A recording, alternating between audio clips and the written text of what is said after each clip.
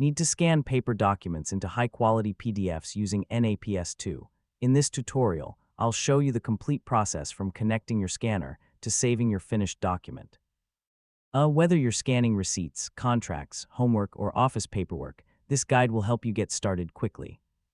Before opening NAPS2, make sure your scanner is connected to your computer and turned on, then launch the application.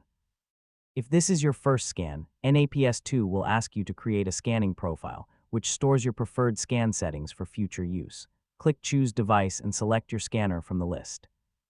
If you don't see it, try switching between the WIA, Twain, or ESCL driver options. Next, choose your paper size, color mode, and scan resolution. For most documents, a resolution of around 300 dpi gives you a great balance between image quality and file size. After you've finished configuring the profile, click OK, then press the Scan button. Your scanner will begin capturing the document. If you're scanning multiple pages, simply place the next page into the scanner and click Scan again.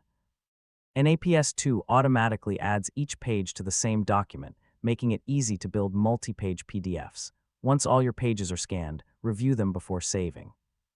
You can rearrange pages, rotate them, or remove any pages you don't need.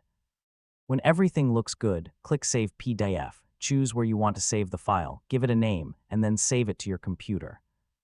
If you scan documents regularly, consider creating different profiles for colored documents, black and white paperwork, or photos.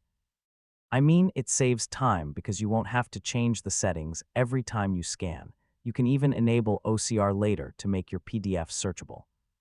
And that's how to scan documents with NAPS2 from start to finish. Once you've created your scan profile, future scans take just a few clicks. Thanks for watching, and I'll see you in the next tutorial.